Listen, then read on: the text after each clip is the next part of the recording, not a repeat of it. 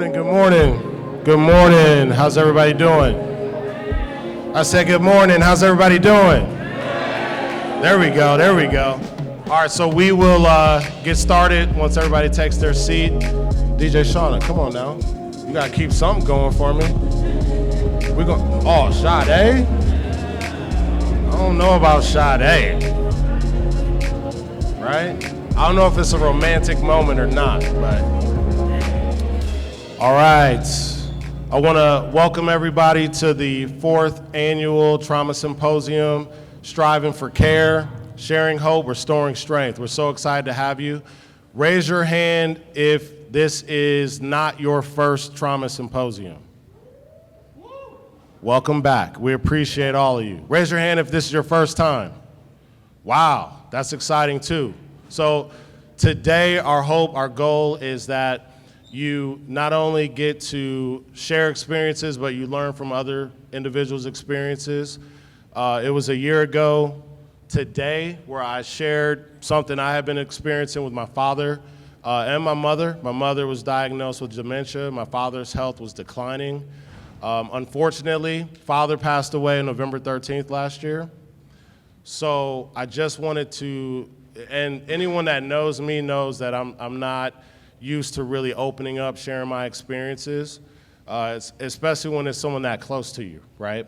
So the reason I'm doing it publicly is that I hope you all are willing to go to those lengths today. Because once you start peeling back those layers, it opens up door and platform for change within self, and then we can contribute that to the individuals we serve, correct? Thank you. So with that said, you know, when you think about losing someone close to you, I want to publicly just acknowledge a lot of the individuals in here today just for their continued support beyond the moment of losing my father. Even a few people today said, "How are you doing?" Right? Those are the moments that have helped me get to this point today where I'm still here. There's a lot of dark times, a lot of challenging times. And ultimately, what we teach kids is, how do you overcome adversity? How do you deal with resiliency, right? And it's easy to talk about it, but when you're actually in it, that impact creates all kinds of chaos and trauma in your own personal life. So I want to thank my staff. I want to thank personal friends, colleagues, for your support of me and us as an entity over the past year, so thank you.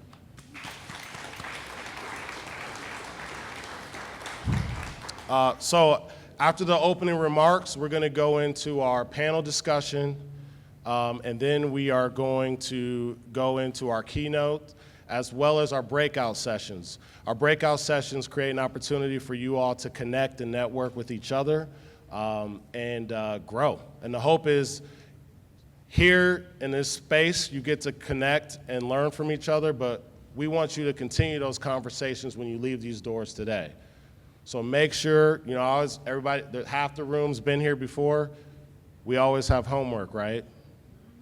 So action-oriented. Don't just talk about it, be about it, right? Don't just sit, listen, oh, I had a great experience, and then you walk out of the doors, what happened, right? It's what are you going to do? How are you going to take these conversations and extend them out there beyond these walls to have a greater impact? That's what we're about at STRYV, right? It's about being transformative, not transactional. No one-offs, no, I had a great experience, no parachute and dropping in and talking and highlighting the great day, right? There's a lot of things happening out there that all of us in here can have an impact on changing and creating a platform of success for these kids, right? So, with that said, no more talk. We're a little behind schedule, so I can't be up here talking too long. But one of my favorite people is here for us today. Let's give it up for Mayor Cavalier Johnson.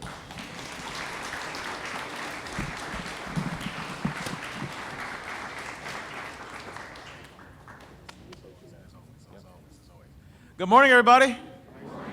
Oh my gosh. Well, good morning, everybody. You guys got more energy than that. Didn't Brandon say this is not a couple folks' first time attending? Like, yeah, I got to have more energy than that. So good morning. Thank you so much for inviting me to this fourth annual Trauma Symposium. You know, to me, this is one of my favorite events to attend every year because it's inspiring to see so many people from so many different organizations, so many different walks of life from all across Milwaukee coming together with one purpose.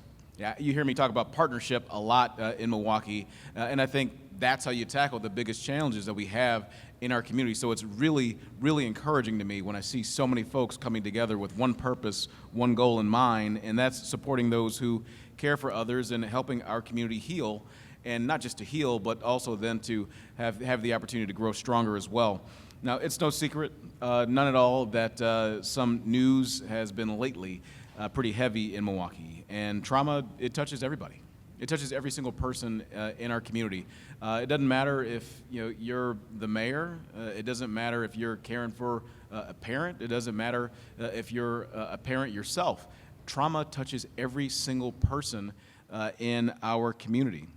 And sometimes people don't even realize that they're reacting or acting out because of their own trauma. As a matter of fact, I grew up here in Milwaukee. I grew up in the 53206 zip code, and look, I've got a lot of trauma myself. My wife and I, we discussed that a lot. She's helped me over the years with some of my internal trauma that I've had to deal with over time. So it affects literally every single person in our community.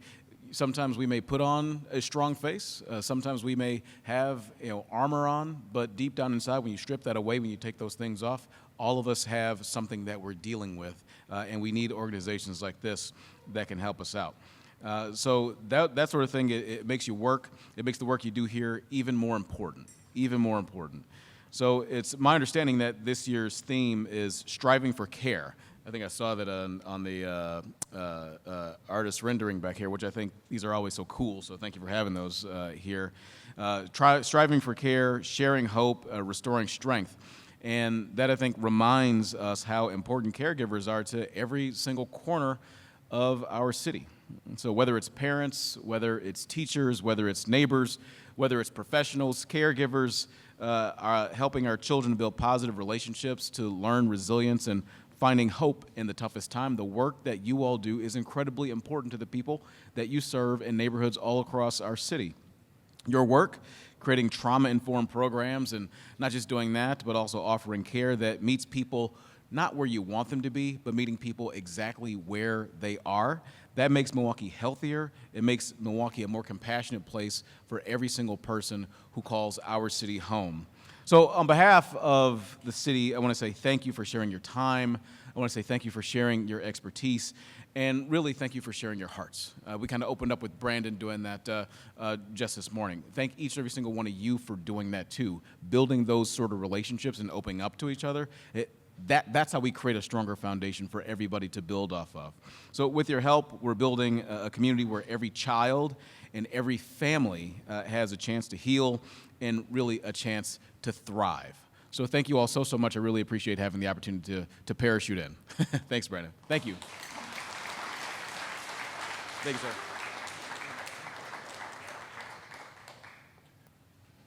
I'm going to move this up.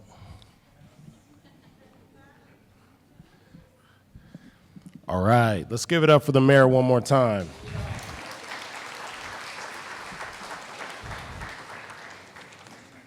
So my father used to say, he said, the greatest gift you can give somebody is time.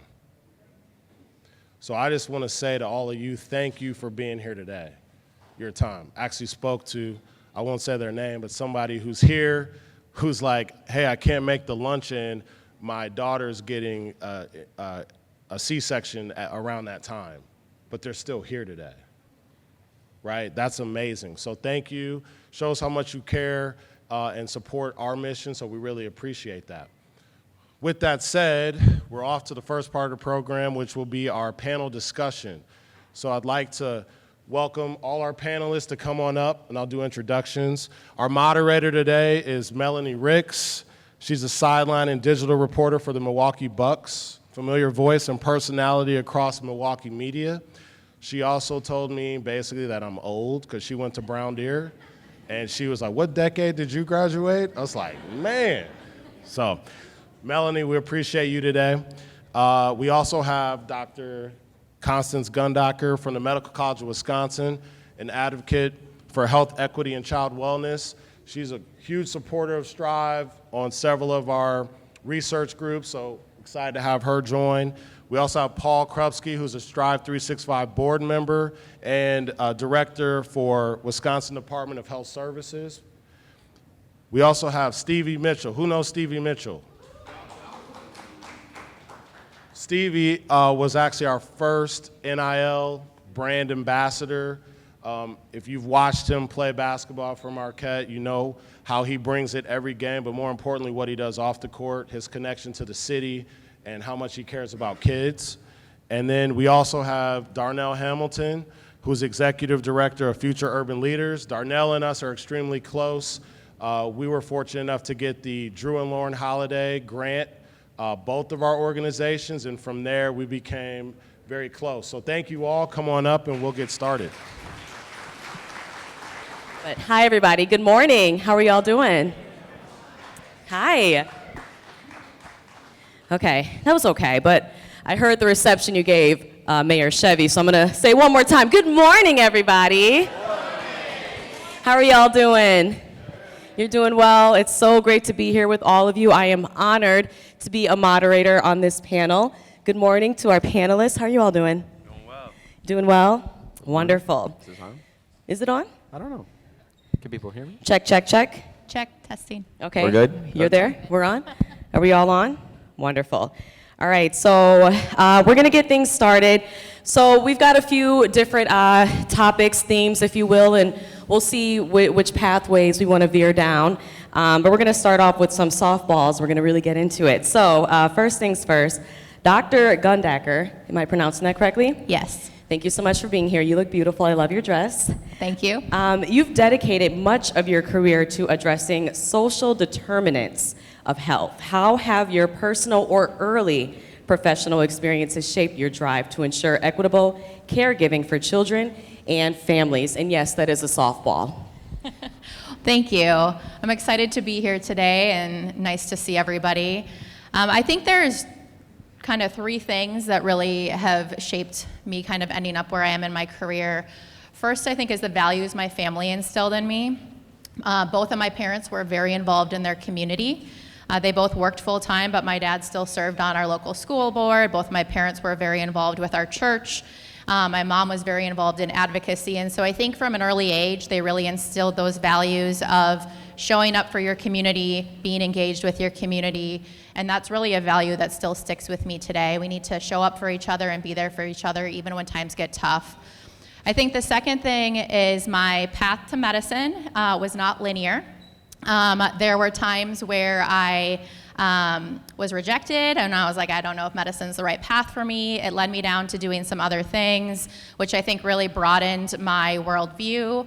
I was able to live abroad in several different countries at different points in my life, and it allowed me to be able to see the impact of different systems and structures on people as I made my way back to medicine.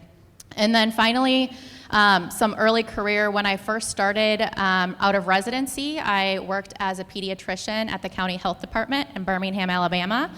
And I would see families that would come in, and they'd see me as their pediatrician.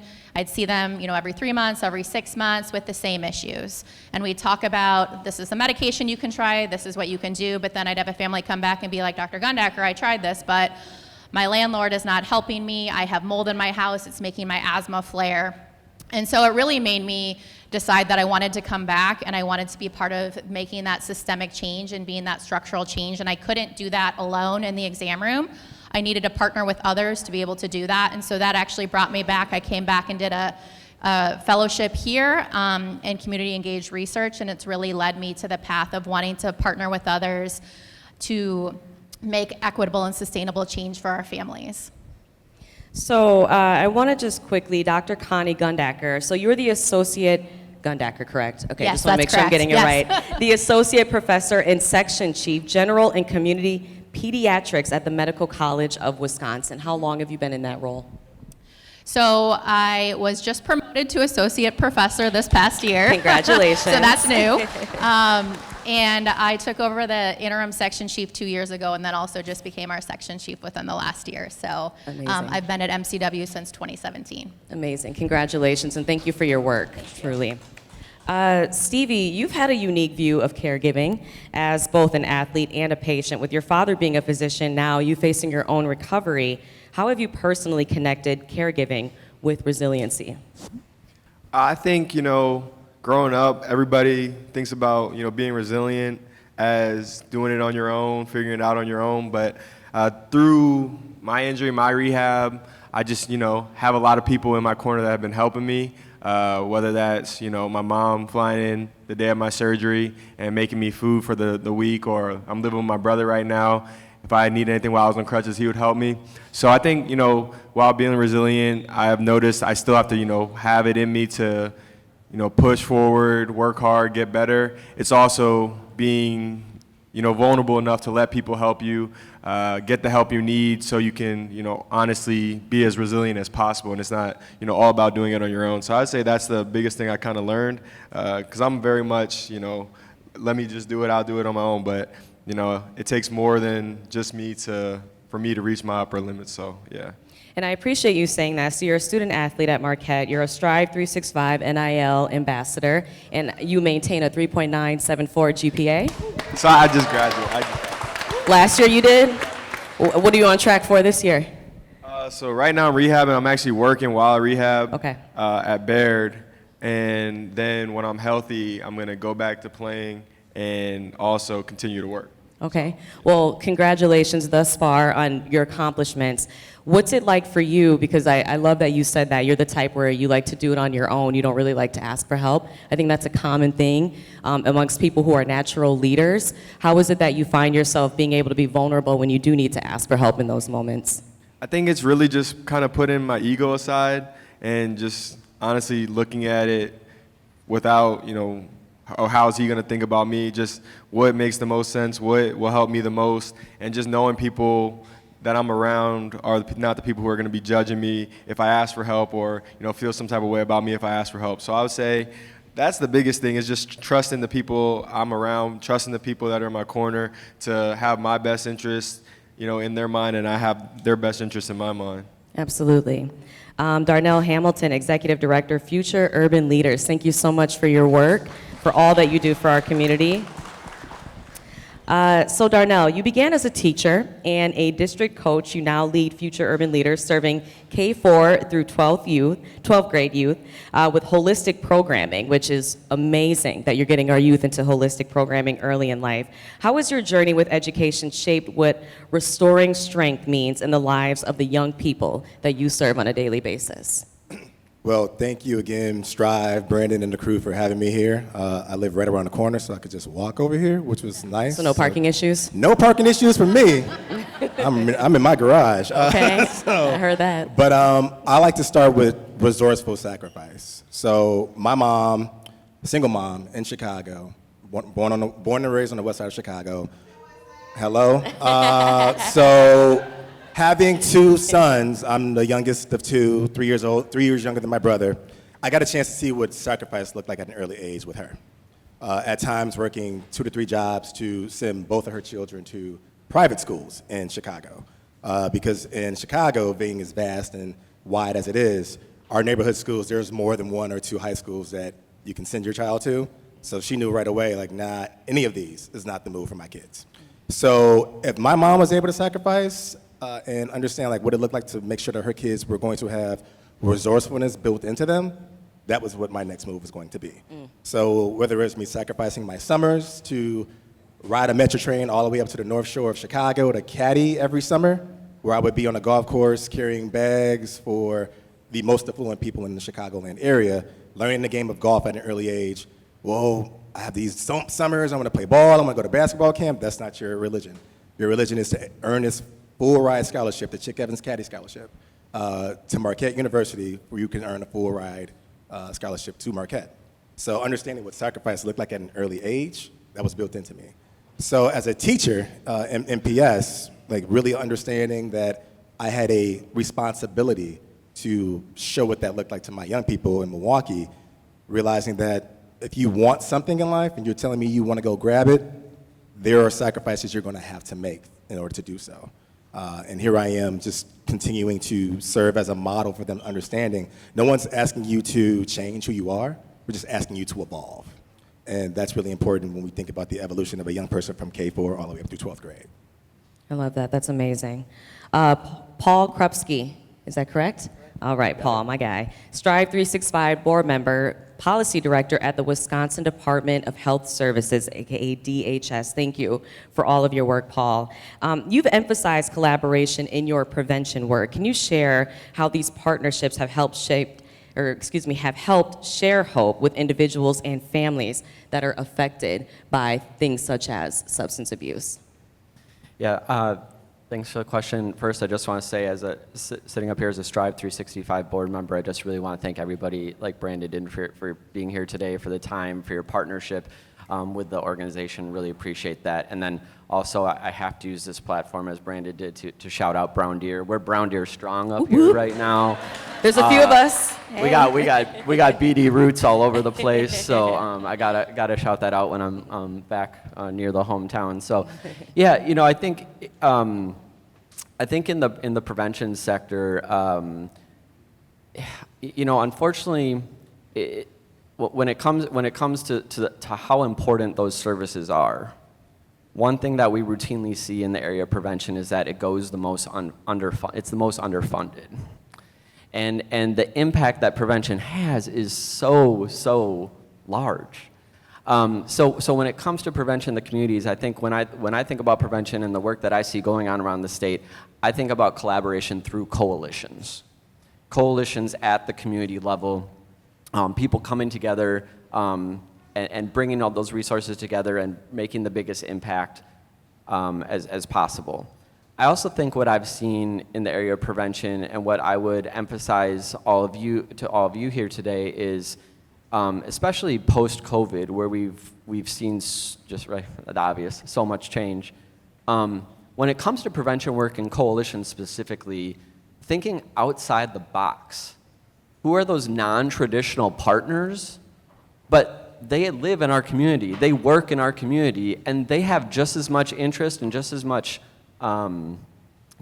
need to promote prevention work and have an impact on mental health and substance use in our communities. So really growing our coalition work across the state in communities, bringing in not just the obvious groups that we think about, like schools, like community-based organizations that work in this space, but everybody and everybody, because you know, to use the cliche, it really takes a village.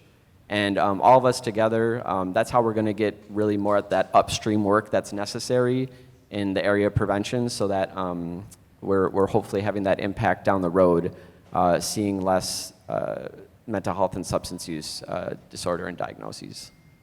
Thank you so much for that. And I appreciate you bringing up the C word, because I like to call it BC, before COVID, and there's a little bit of an after COVID. And, you know, I think substance abuse and, you know, other mental health issues, we certainly saw an uptick, to say the least, during COVID, and for obvious reasons. I want to ask you all a little bit about your experience coming out of that, but I actually want to start with Stevie, because in my opinion, your generation in particular, you're a product of that environment that was COVID, and it was obviously something that none of us had ever experienced. I'm curious for you, what was that like, navigating COVID as someone who was on the younger side, and how do you feel like you were able to cope and get out of that and become a stronger individual because of it? Honestly, I think the biggest thing I took from it was me and my brother bonded a lot, and I think we grew our relationship because my parents, we were social distancing that whole time, so we weren't going outside seeing our friends. So we were in the house all day, going outside, shooting on the hoop, going to the park or whatever. But I think that was the biggest thing I took from it.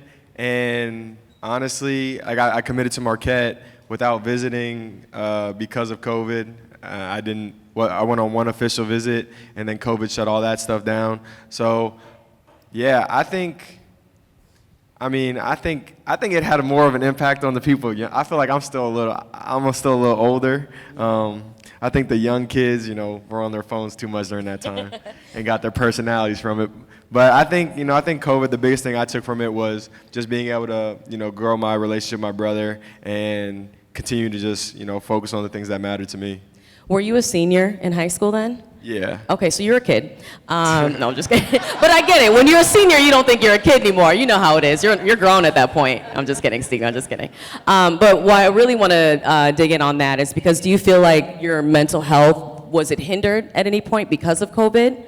Oh, yeah, for sure. I mean, it was definitely hard because, there was a lot of, everything was canceled. So we supposed to have AAU, supposed to look into, go out there, get more offers, play in front of coaches. That was all gone. So it's just like, man, not being able to see my friends, hang out with my friends as consistently as we once did, that was, a lot. And then just being in a house all day and not being able to go to school and just simply interact with, your classmates. I think it felt like a box that we were in. So I think once we were out of it, I really appreciated, being able to come to something like this with multiple people in here and, talk even more. So I took a lot of, gratitude on the things that I took for granted prior to it, and I've just been trying to carry that with me ever since. Absolutely. Well, and Darnell, you work directly with youth. I'm curious for you, what type of change did you see in certain behavioral patterns, perhaps, or the way that kids express themselves, or the way that they do respond to certain traumas, both before and after? Well, just like we have various adults in the space, every child is different. So every child needs something very different. So when you think about the child that has both parents at home, it's just an outlet to be around their peers. You might have a child who has one parent at home and it becomes stressful for the mom who has multiple children that she is literally raising on her own. The supports become, all right, well, we have future urban leaders. We know that we're looking at our young people with the mindfulness restoration programs in place where we're introducing them to mindfulness as early as 3rd grade. But what about our moms? What about our fathers? So what we started to implement is, well, we can look at our community partners. When you talk about coalition work that he mentioned earlier, we're working with, community partners like Jamila Carney, the amazing Jamila Carney from Agape Yogastry, Vanessa Johnson of Nurturing Miracles, who do work in sounding, work in community yoga, and bringing that to not just the kids, but the parents, because we're not strange and, we understand that they're giving us the young leaders to work with, so we're looking at you as also needing the support. Right. So how do we keep that in mind as a community program that says, a village it takes, you are a part of our village, so let's offer you those services as well. And that's wonderful, to your point, offering that service not just to the youth, but also to their parents. And a lot of parents, they continue to sacrifice, of course, but even during that time, we really saw that, but we also saw the reverse of that, where you're not seeing that same type of parenting in the home that you maybe would have wanted to see. And like you said, every child is different, every parent, every adult in this room is different.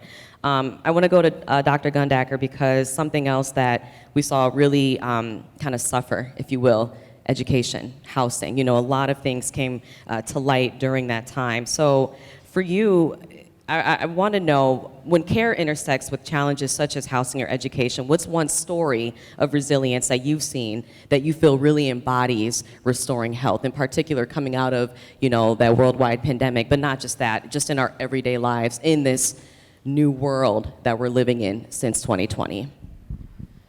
Yeah, thank you for that question. COVID, I think the biggest issue was a lot of isolation. There was isolation and fear, especially early on. And so being able to, as we've heard, come back together, get that village, develop those relationships, come back together, I think has been really important. And I guess one story that comes to mind for me that I heard about recently from clinic is within the clinical setting, we understand that over half of our health outcomes are due to what we consider social determinants. And so that is thinking about education, thinking about access to food, thinking about violence, racism. And so within the clinical environment, we've started to screen our patients and try to better understand what are things that are going well and what are things that we can help support so that I can really work towards that overall health. And one of the things we screen for at our clinic is, do you have enough food and do you have enough money to buy food? And recently we've had a partnership with Feeding America, Eastern Wisconsin, where they have a food share outreach specialist within our clinic. at Children's Midtown Clinic once a week. And they're there to connect with our families, talk with our families around food-related resources, and to really help navigate.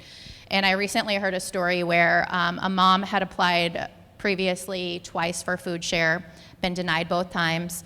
Mom was understandably very frustrated. She didn't understand what was going on. She was exhausted. She'd been trying to do the right thing, trying to feed her family. And she was able to meet with a food share outreach specialist, and they made an appointment the next day, went through the Milwaukee enrollment services together. They were able to figure out, using the expertise of that the food share outreach specialist, what was going on, and she was approved. And so she was approved for $292 for her benefits.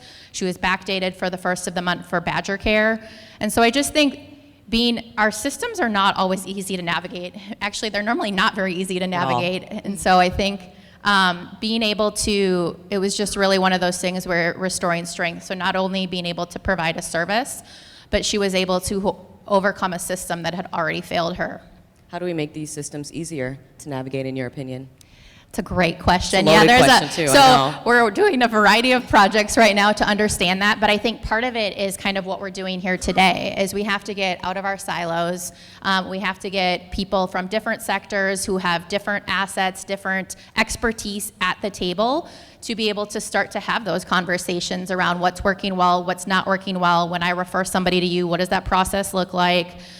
So that we can start to create those more streamlined processes for families so they can get what they need. Absolutely. Well, and collaboration is obviously very important. And Paul, that's something you've emphasized in your prevention work. Can you share how some of these partnerships have helped share hope with individuals and families that are affected not just by substance use, but other factors? Yeah, so I think that what's really important when it comes to bringing hope is really improving that type of care that is available to individuals. And I think that's why there's been a real emphasis for us at the state in making sure that we are trying to offer as wide a variety of services as possible. Everybody's path is different. We don't want to just put people through the car wash per se, right? What I need is not what you need, is not what you need. And so a focus on integrated care, making sure that everybody, that we're treating the whole person. We know that very rarely is an individual struggling with one single thing. If we treat somebody for their mental health diagnosis and we aren't treating their substance use issues, they're not going to be as successful in recovery. And then along with that person-centered care, which I already touched on. So, we want to make sure that people are getting the care they need when they need it, and that it is personalized to them. If we can focus more on that, which is the challenge right now, we're going to see better outcomes in our community and really that more holistic approach to what is needed for people. Well, and I was going to ask, just to follow up, how do you feel like you've seen strength restored through those carefully designed caregiving systems, and how are you able to give such personalized, because like you said, every individual is unique? Mm-hmm. Yeah, I think that like I said, we obviously need to provide as wide array of services as possible. And we also need to make sure that we're supporting, as an example, culturally appropriate services for people too. Yes. And I think an example I'll use in that space is we do a lot of work with our tribal nations around the state. So let's be more, whenever possible, let's be more open and more thoughtful to making sure that funding that we're providing different organizations or agencies, or in the example I'm referring to, tribes, allows them to do what works for them. So traditional, when it comes to traditional medicine, powwows, these are things that go back decades, centuries for them, and it works for their community. So let's make sure that we're allowing them to do to provide those types of services to their people, to their tribal members, because they know what works best in their communities. And so I think there just needs to be, we need to find ways to be the most flexible, meet people where they're at, provide services where they are at, and that's going to lead us to the best outcomes we can possibly see. Well, when you bringing up that particular group, it reminds me of holistic approach. And that was something that was mentioned in what you do with the youth. I'm curious, how do you bring holistic, I don't know if it's medicine or I won't, phrase it the way you do, but how do you bring that approach into the community for kids in particular? Because when I was a kid, I did not know that holistic options were even a thing. So I'm curious, how do you introduce that in that space? So when we think about holistic in terms of young youth development, it is, to Paul, correct? It's the whole child. We just met, it's okay. I don't know, do you know many Darnells? No, I'm just joking. So when we think about holistic approach, we start at 4 years old. And at 4, you're tapping into an imagination that is just so ripe. So you're thinking about how that young person has so many layers. So this young person might want to be a fireman. They might want to go into science. So holistic for me is not only is it academic, it's socio-emotional. It's college and career oriented. So for a 14-year pipeline is what we're working with the Future Urban Leaders, starting at 4 years old. Let's take the holistic approach at, it's not just about are you getting good grades. What type of human are you? What type of person are you looking to be in society? What type of conversations can you hold that you're holding with your friends, as opposed to your teachers, as opposed to your parents? Essentially, who are you as a being? So that's when we say holistic development. It's just more than we're introducing you to STEAM opportunities at Future Urban Leaders. It's college tours. It's career site visits to the Port of Milwaukee if you're interested in careers in engineering. It's let's throw the gamut at you so you are able to discern at some point in life before you walk across the stage after high school, this is who I'm aiming to be. That's wonderful. And it's you, introducing the idea that there's not one way to solve a problem. There's not one way to be as an individual, and I think that's a really beautiful thing. And that you can also change your mind. Right. You're talking to somebody who is running a nonprofit who wanted to be a child psychologist. And going to Marquette, realizing that, go Marquette, had a trusted conversation with a trusted adult in my life that said, you won't make any money being a psychologist. So at 17 years old, I let money drive my decisions, and I changed my major to marketing. Well, here I am leading a nonprofit, doing a lot of marketing, but also at the same time, passionately doing what I wanted to do before I entered Marquette, working with young people. So you don't always end up the way, you'll get there. The path might just look a little different because you diverted. Absolutely. Well, Stevie, this one's for you. In balancing academics, athletics, and health challenges, what systems of support, whether they're direct or indirect, do you feel have helped sustain you? I was just saying having people that I look up to, holding me accountable and helping me with those areas. I think Coach Smart did a really good job with all that.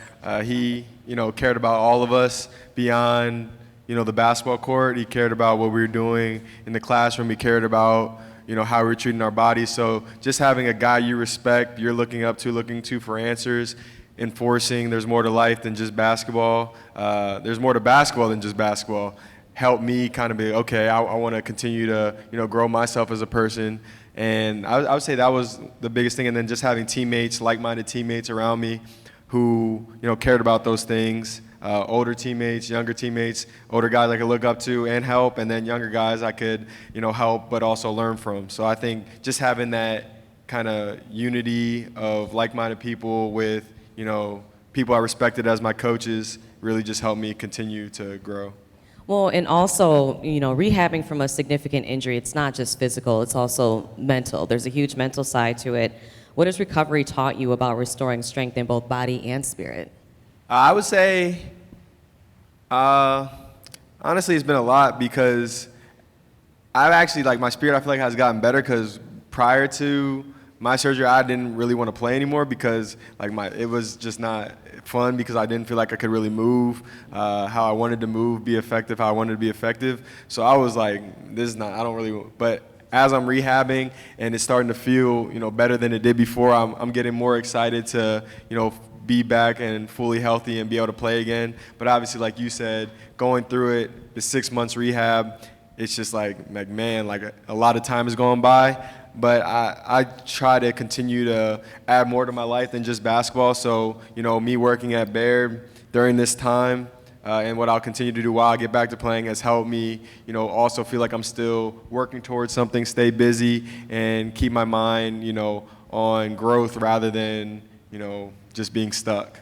Well, and that's wonderful because I think oftentimes, especially with athletes, you're put into that box, right? And I'm sure it can be a little jarring when you start having those thoughts of, oh, I don't love this anymore. I don't know if this is what I want to do anymore. How are you able to get out of that? I mean, you talked about, getting or exploring other paths, of course, but like as far as the people you surrounded yourself with, did you feel like there were individuals you could be vulnerable with and talk to about that as you're going through it? Yeah, I would say I'm really close with a lot of my teammates, a lot of my coaches, obviously my family. So I would talk to them about it, and obviously they all, want to continue to see me out there playing.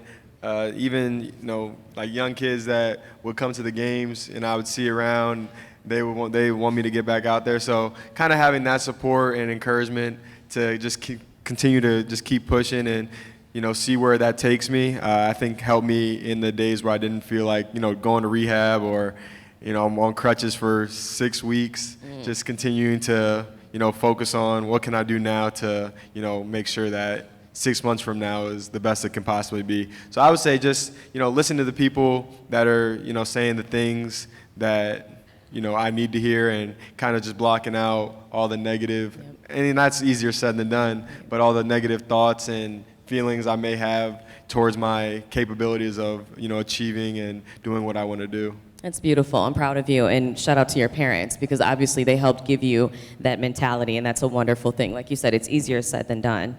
Darnell, the theme, striving for care, sharing hope, restoring strength, suggests both immediate actions and long-term change. What strategic partnerships or collaborations do you feel have been most effective in your work to build systems of care, and where do you see opportunity for there to be further impact?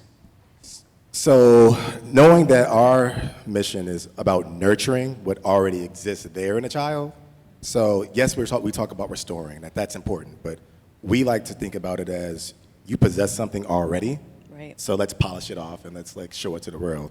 So partnerships like we have with UWM's College for Kids. Oh, did their table just go? Well, there's been. They had a little table over there. We send our young students as early as, third grade every summer to learn about different things that tap into, their curiosities, right? So we're all about partnerships that truly are looking to nurture our kids' talents that they already have. So currently looking at doing some things with Project Kindred, Peak Initiative, because we realize in today's day and age, funding right now is tight. We are being shrunken by powers that be that are not unforeseen by us. We know it's coming.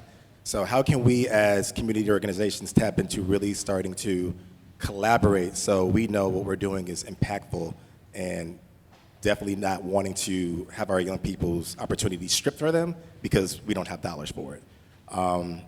Understanding that there's power already within our community. We have a lot of community partners that we already are tapping into, such as our parents that have their own entrepreneurship mindsets where they have their own businesses and they're coming in saying, hey, I would love to offer this art class to your kids that's focused on art therapy to get a young fourth grader who had a bad day.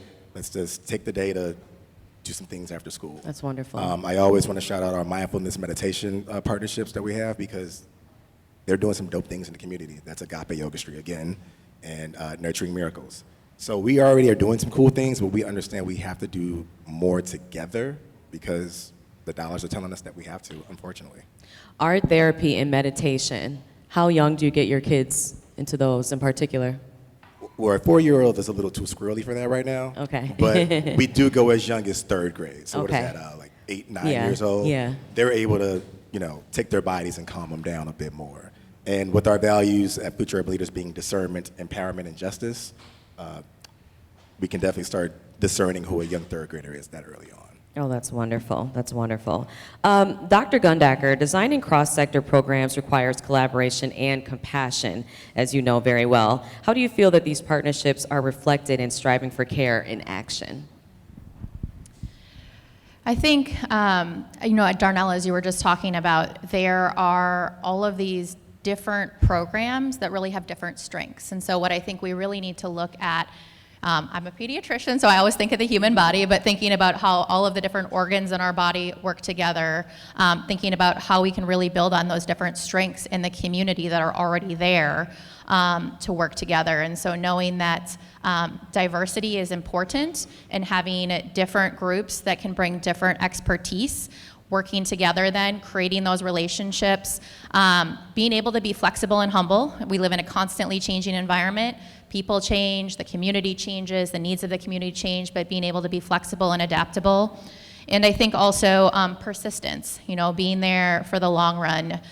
These are not things that are going to change overnight, but continuing to work together over time, I think really we can move in the right direction. Absolutely. All right, I have one more question for Paul, then I'm going to ask a question for all of you to end our panel.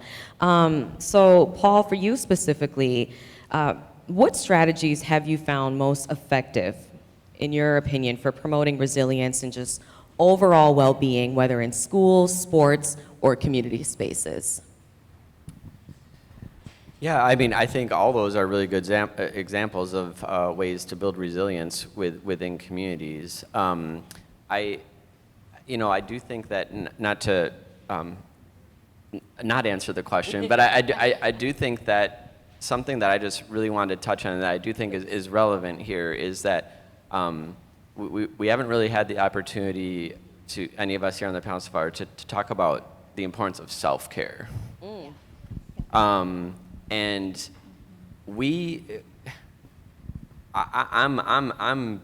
I'm very honored to travel around our amazing state and get to know so many people like all of you out here that are just so committed and so passionate and providing amazing services to our community to make us better.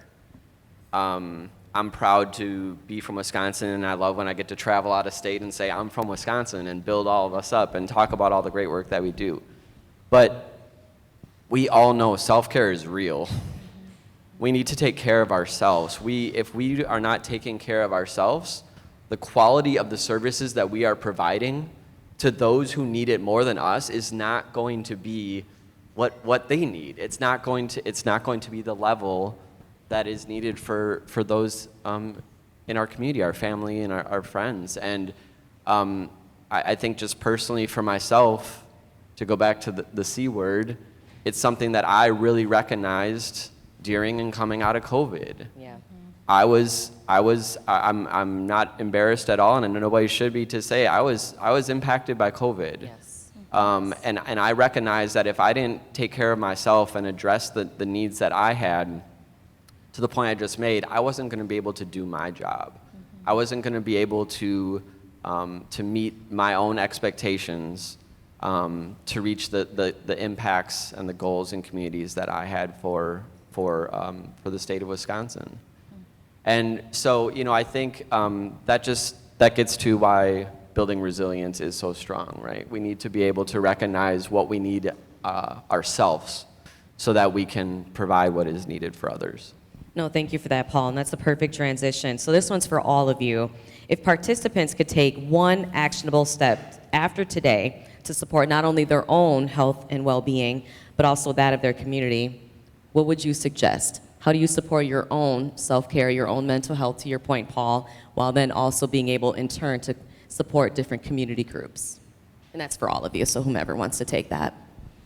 I can start off. I think just jumping off what Paul was saying, I think who identifies in this room as a caregiver in some form? A lot of people, a lot of us. And so I think a lot of us are caregivers, even if you maybe don't identify with that, whether you're caring for an older parent, whether you're caring for a child, whether you're an auntie, an uncle. A dog. Yep. Teacher, coach. So many of us are caregivers. And I think one of the challenges sometimes can be we feel like we have to be perfect. Like I have to be the perfect parent. I can't make changes. And so I'm a pediatrician. I've got 2 kids. And I think one of the things sometimes when I meet my kids' friends' parents is there's some hesitation when they find out that I'm a pediatrician because they feel like they can't mess up their parenting. But nobody's perfect. I mess up my parenting. And I think just speaking to the self-care, I want to give one example. I yell at my kids. So this week I was feeling stressed. I was stressed with a lot of things going on. And I ended up bringing it home. And so I have a 7-year-old son and a 9-year-old daughter, and my 7-year-old, he's 7, and he'd had a long day at school, and, he was giving me lip, and, it was just not going well, and I ended up yelling at him. And it's not something I'm proud of. But I think I needed to stop and kind of be curious on, why am I feeling like this? Why is this triggering me right now? And what can I do to change it? And so I think what I recognized then was I was feeling stressed with these other things happening at work, and I need to make some change. And so I was able to, I think a big part of it, as we talk about restoring strength and hope, is making that repair. And so I was able to, once I regulated myself, left the room for a while, had my husband step in, to go back and say, hey buddy, mom's really sorry. I shouldn't have yelled at you. I'm really stressed. I'm gonna try to do this better, and I'm gonna try to do this different next time. And so part of that importance of relationships is we're gonna have ruptures, we're gonna have breaks in relationships, but then we need to repair them. And that really helps to establish that resilience. And then I've started to narrate that for my kids. And so I actually made changes in my work schedule so that I could not be so stressed later on, so that it wouldn't bring it home again. And so to be able to start to narrate to our kids, this is what I had to do differently so that I could show up to be a better parent, and to be able to help regulate you when you need to be regulated. And so I think in our work and everything, as we think about self-care, it's hard. And so I would say, think of one thing that you need to do today so that you can take care of yourself. But the other thing, I think, just to end with, kind of getting back to the original question, was I think gratitude is so important. And so I think, find somebody today to compliment, to say one nice thing to thank. Sometimes that can make a ripple effect when it comes to sharing hope and restoring strength and well-being. That's wonderful. Thank you. You all look really cute today. So that's my nice thing. job. Done. I can Yes, follow I that know. one up. We don't give ourselves enough grace. So, GYG. see, I knew we was gonna like each other on the stage. It's fine. We don't give ourselves enough grace, and that can sometimes be to our detriment. And when we talk about giving others gratitude, like my mom would always say, it costs nothing to pay someone a compliment.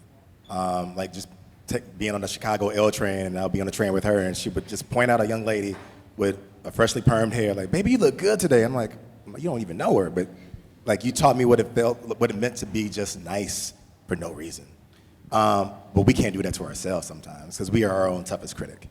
And for me, when I think about one of the biggest things we need to admit to ourselves is vulnerability is okay. I have a husband that doesn't live in this country. We've been together for 5 years, and we've been married for almost 2. And like Brandon knows, I'm literally dying to have him here because that is my rock. And for you not to be in a space where I'm literally day by day grinding, who do I have to talk to besides myself in the mirror in my reflection? So I have to give myself grace. I have to be admittedly vulnerable when things aren't going well. So seeking help, because we like to tell our kids about perfection. That doesn't exist. Perfection doesn't exist, and being the first to admit that vulnerability is okay is also a part of how we take care of ourselves. Absolutely. Stevie? I mean, I'm younger, but I don't know if I can give anybody here life advice, but I would say... How do you take care of yourself in order to give to others? I just say I find stuff that I love to do, and I do that stuff, and then I find people I love, and I talk and spend time with them. That's how I stay happy. Yeah. Yeah, that's free game right there. Appreciate you. And then Paul, do you want to wrap us up? Sure. I'll emphasize what Darnell. I mean, GYG was mine. Give yourself grace. It's can't emphasize that enough. But also, I would say, just personally, something I've really come to realize and really tried to better myself with is that I'm not gonna solve everything today. I'm just not going to, and I don't have to. It'll be there tomorrow, and it's okay. I can work on it again then.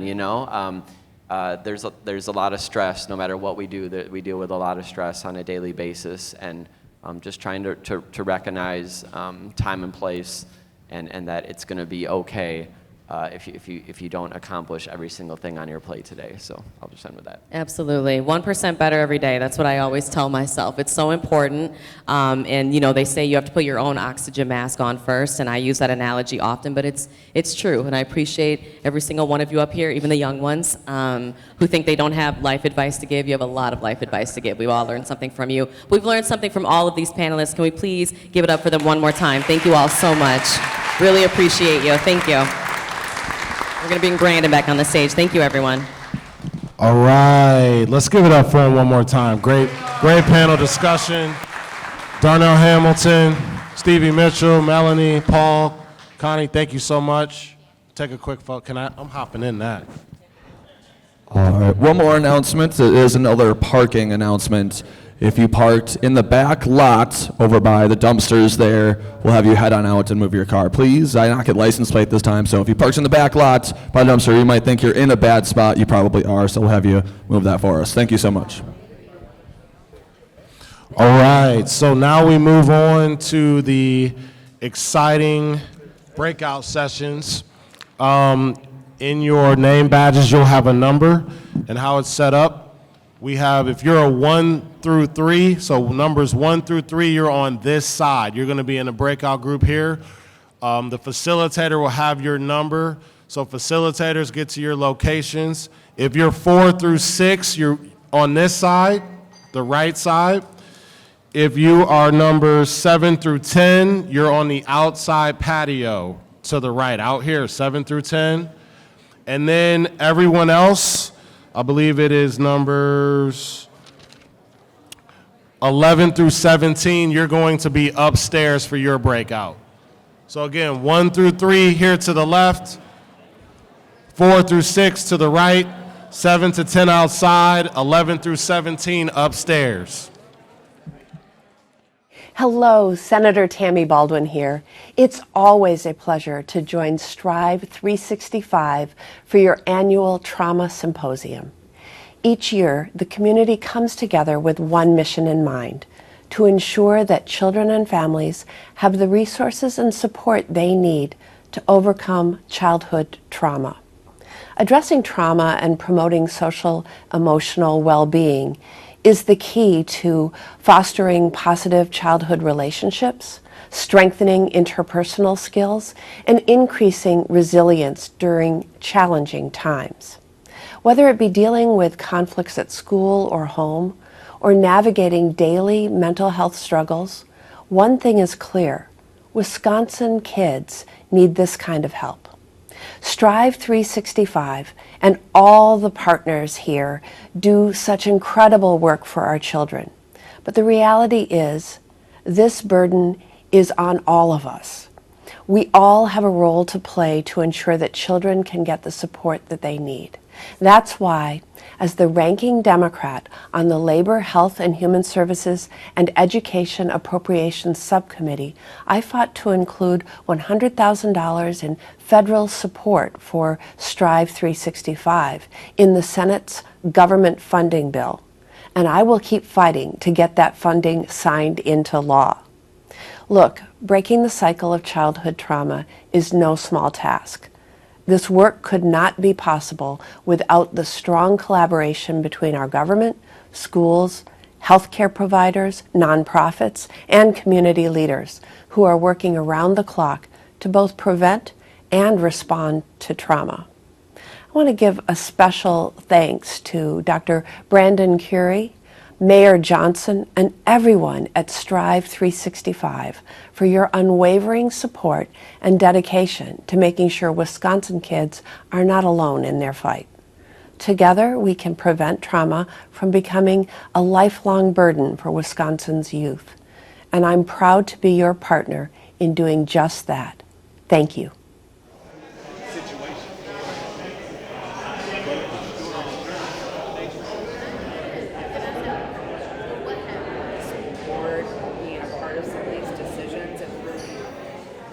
You can continue to have those conversations and put them into action. So thank you.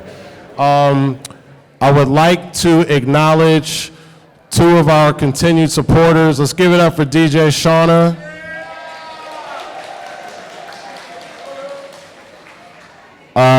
She's going to be the resident STRYV DJ also, just so we know, right? And then Cheryl Kniezel, our graphic artist here. So one of the programs that we're going to be announcing, we're trying to create programming around the arts. Resilience in the arts is what we're calling it. We have to save the arts, right? And so we got to continue to offer those opportunities. We also have Fatima Lasser, put your hand up. So she runs an art studio. They're trying to save the studio. There's an event in 2 weeks, correct? Next week. So come out and support.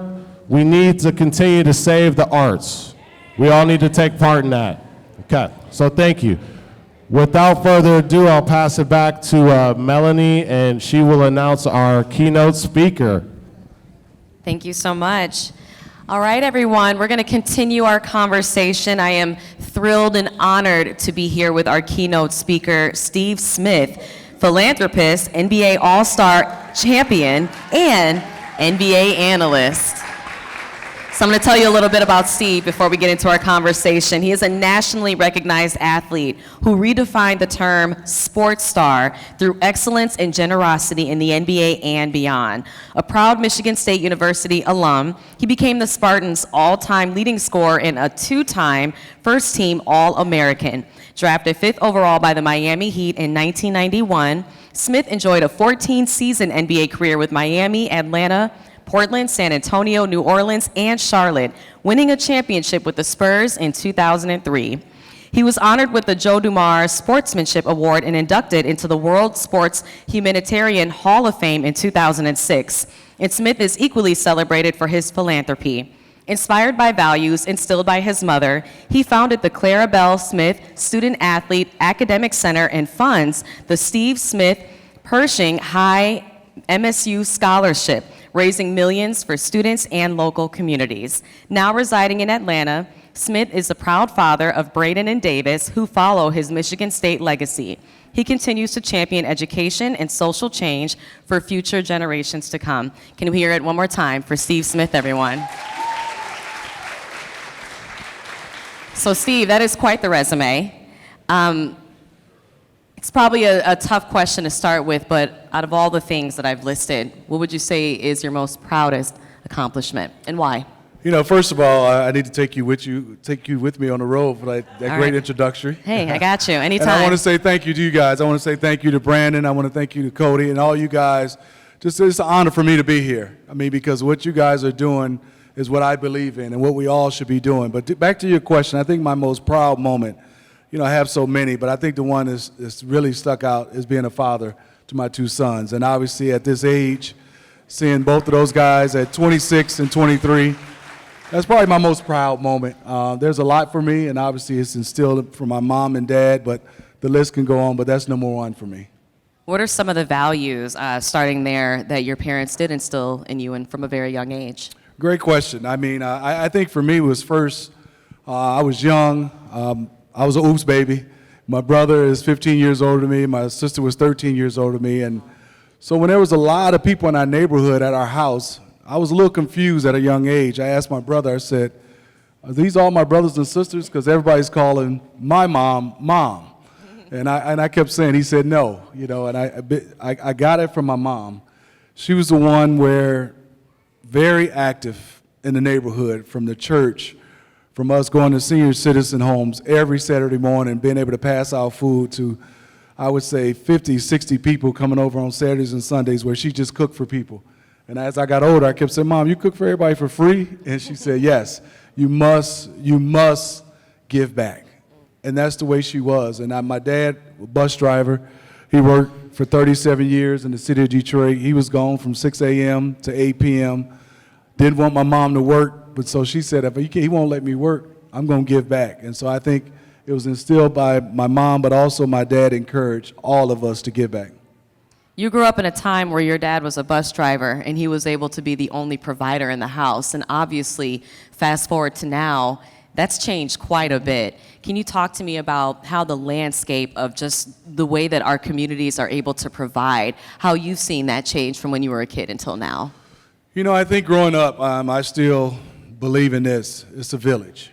And I think a village raised me. Even though my mom and dad, two parents was there, I still remember Miss Talbert next door, the recreation center, the Boys and Girls Club, at the church. Everybody helped out. And I think we've got away a little bit from that. Hopefully we can get back to the village. And I know crime has really stopped a lot of young folks from being able to, like I was, be able to walk to the Boys and Girls Club, walk to the recreation center. Only have to be at home when the street lights come on. But that's changed.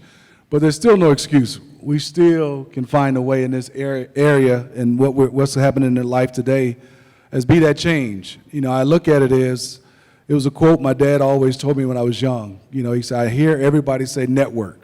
And he said, when you say network, it feels like you're trying to go up. He said, but while you're networking, every time somebody helps you, you have to network down and bring somebody up. So once somebody's bringing you up, you must bring somebody up to make it even. So I've never forgot that no matter what, when you're trying to climb, you also have the ability, no matter where you are in life, to also bring somebody along with you. Well, there's room at the table for all of us, and if you feel like there isn't, we can build a bigger table. Yes, yes. Now, that being said, you mentioned you feel like, in a way, we've gotten away from the it takes a village type of mindset. In what ways do you feel like we have, and how do we get back to it? You know, I'm only going back because I'm old, looking back of the different things when I go to church where, you know, I went to Sunday school and it was 40, 50, 60 kids. You go to Sunday schools now, you don't see as many. You don't see as many youth centers. You know what I mean? You see as many kids playing outside, as many boys and girls clubs, recreation centers, places for where there are safe havens for the kids. I mean, my elementary school, my middle school, and high school all had different after school programs. All of those are cut out in Detroit. And so I think that's where obviously we all can make a difference with our time, with our finances, and I think with our voice. And I've always felt like Milwaukee has quite a few similarities with Detroit. And one of those things are certainly the way in which our communities, especially our black and brown communities, are maybe treated, or the way that they treat each other. I want to talk about the youth in those communities. Social media has certainly been a driver, right? It's certainly a force, and it's a force to be reckoned with. It depends on how you use it. The youth don't always necessarily use it for good. You didn't have social media when you were growing up. How do you feel like our youth can use social media for good and to make a change in their community? You know, a great question. I don't use social media that much. I'm not great with it, but I think it can be used, I think, in a positive way. And I think the one thing is right now, it's so easy not to be positive. I think most people right now just kind of drift off to the people that are not positive. And I think the people that are positive, the voices are starting to shrink. And I think that's the people who are positive have to be even louder.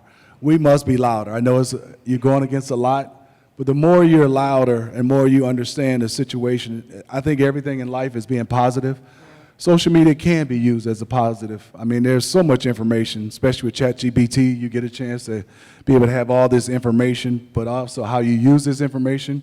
But I think more and more in this generation, they don't have adults guiding them like we did, like we had adults guiding. Right. I mean, I remember I snuck down, it wasn't social media, and tried to listen to a Richard Pryor album. I got spanked by my mom, my dad, my uncle, my auntie. So I just think there's not a lot of adults having a lot of supervision right now. To your point, I mean, ChatGPT sometimes feels like the parent, depending on, you know, the way that that child uses that service. And you mentioned positivity. Now, there's a term that I've read about recently, and it's toxic positivity, which is when you almost try to enforce like this positive mindset or use positive affirmations on a situation that people look at as, this is not a positive thing. Why are you trying to pretend like it is? Let's be real about it. Let's be vulnerable about what's happening around us right now. So I want to go back to your childhood and about ways in which you've been resilient. I know that you've been through a lot in your personal trauma, I'll call it that, because, you know, you have dealt with that. We all have dealt with trauma to some degree. I want to know, how did you find resiliency, and in which ways were you able to find the positivity without it coming off as toxic positivity? You know, I think back then and even now, you know, whether you're a daughter or a kid, people can see through when you're fake. Yeah. And especially kids, they can feel true love. And I think for me is mom out working, you know, obviously what she was doing, giving back, dad working, brother and sister working. I felt the love from all my neighbors saying, Steve, you have homework, you should be in the house.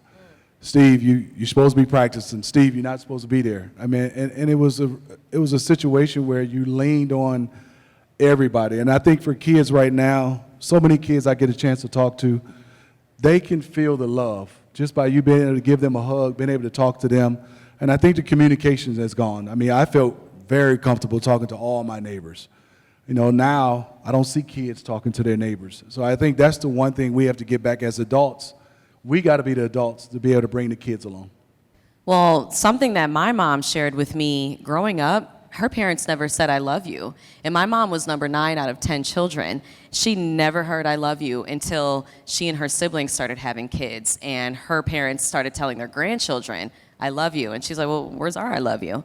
And so that was one of those things where my grandmother came from the silent generation. My mom is Gen X, but she was raised by the silent generation, and it was a lot of that. And it's funny that she mentioned that because I thought about it. I'm like, I guess I really didn't hear I love you. And I know my mom loves me. I know she's proud of me. She never really said those words. Did you hear it? Because it sounds like you did. Did you hear that from your village around you? And if so, whether you did or not, how did that affect you as a child? You know, I did a lot. I mean, my mom and all the women in my family, way more than the males. My dad told me, I love you. I love you. But it was totally a situation where my mom said it with such, you know, I would say just emphatic. She was all in hugging me. But I think more importantly, as I got older, the way my dad loved me was his actions. Totally different. And so I think his actions, the way he loved me, where he was at every practice trying to be. He was obviously trying to come and build a basketball court in the backyard, obviously waking me up when he got home late, asking me about my day, making sure every Sunday we're going to church. And then after church, what I think is great for me was, you know, we lived in a moderate, low-income neighborhood.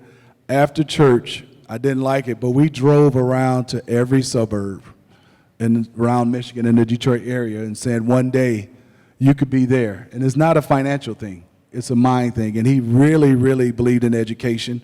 Give you a little story, if I may. My dad was 16, and his dad died. There was 9 of them. His 7 brothers, 2 girls, and he was the youngest boy. And his 6 brothers, 4 in the military, said he had to drop out because mom is not going to take care of man. And he was just 16. And he said it bothered him for years. Not only did he have to drop out, he had to enlist in the Army at 16. They changed his birth certificate till he was 18 so he can go and enlist. And after he did his duty in the Army for 5 years, he came home. He said he felt embarrassed when everybody would ask him, where did you graduate from in high school? And every time he said he didn't, people thought that he was a failure. So that was the one thing for him, is he really believed in education was a key to success. You can read your way out of the hood, he used to say. You can read your way to success. You can read your way out of different things. And because he didn't get a chance to graduate from high school, he read every paper, every magazine, and made sure we did every Sunday morning. And I think that was the way he gave love. My mom was through her hugs, her cooking, and just her smile, but it was a totally different type of love. So I didn't lack in love from my 2 parents. Did you feel that? I mean, you said he did it through his actions. As a kid, did you understand that that was the way he showed his love to you? I did, because I think the examples I had, my dad, and because he worked so much, he came to a lot of practices on the weekends, but he never really made games. But it seemed like everybody around me, all the dads did the same thing. So I never felt I lacked time with my dad until you got older, when you started to hear people say, my dad was at this game, my dad did this. But for me, I understood our situation. And I think because of my brothers and sisters being older, that I understood he had to provide. So his actions of going to work was love for me. His actions of keeping the lights on was love for me. So it never bothered me because he wasn't around, because I knew he was at work. Right. At what point did your parents realize that you were gifted athletically? I tell the story, it's crazy. They never thought I was gifted athletically. Because just riding over, I was getting a chance to talk to coming over. I was only 5'9", 99 pounds in the 9th grade. Oh, wow. And so all I heard was, sports is not for you. You too little. I played JV. I was 5'11", 108 pounds as a sophomore. Oh my gosh. So my dad said, sports is not for you. But I went from 5'11" to about 6'5" from my sophomore year to my junior year, in which I tell all the kids, it was just confidence. I started walking around my chest, my knees was hurting, my pants were flooding. But I think if you can install confidence into young kids at an early age, because all I ever heard was, you're going to play JV. You're going to play JV, and then in my high school, you couldn't play JV your junior year. Right. So they were like, Steve, after your sophomore year, you got to try something else. But when I became 6'5", something just clicked, and I can really attest it was a confidence. I started putting in more work. It seemed like all the coaches started paying attention to me then. And then I went from 6'5" to 6'7", from my junior year to my senior year. Then here come college coaches. And my dad was old school. He was like, why do they want you to go to college? For free? What do you got to do for them? That was his whole thing. I said, Dad, It's a trade-off. it's a trade-off. But he was really, really hard on a lot of the college recruiters on how are you going to treat my son as a man? It was probably minimal basketball questions. It was all about, I'm giving you my son, and I don't care nothing about basketball. He does. I'm not comfortable with giving you my son unless you make me comfortable. So basketball was really not in my dad's or sports, but he started to come around when I was a senior and starting to get offers. And I told him I was able to go to college for free, and he didn't have to pay for it. Wow, what a blessing that you Yes. were able to return to your parents. I find it remarkable that as a child, you were able to still be confident in spite of people saying you're only going to play JV, you're only going to play through your sophomore year of high school. What was it in your mind that clicked and said, no, that's not my limit? Or was it that? Where was that confidence coming from? And what were you saying to yourself in those moments? I think my confidence came when I got a chance to grow. But before that, I heard so much. Got a chance to grow. This was it. And I kept saying, what am I going to do after these 2 years of JV? But I think that's the one big thing is I tell kids to dream, and dream big. Yeah. I said I'm going to be in the NBA. George Gervin and Magic Johnson was my favorite players.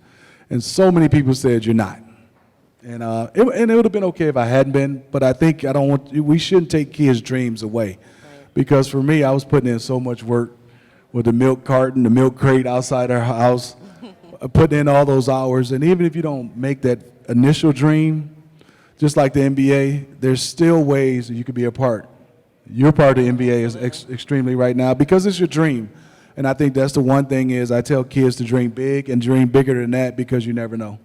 Well, I love Hoop Dreams, and I feel like Hoop Dreams is such an expansive concept because, to your point, it doesn't just mean you're one of the players on the court. There's so many different layers, and that continues to change with technology. There's so many more roles that continue to pop up in the NBA, so that's a really good point.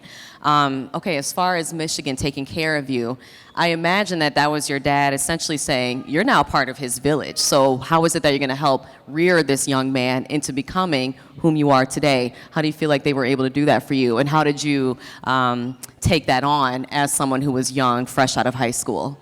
My era, I mean, I know some of the people know I played for Judd Heathcote and Tom Izzo was the assistant coach. Bananas, both those guys. The basketball part was phenomenal, but I think for them it was them always checking up on us outside of basketball.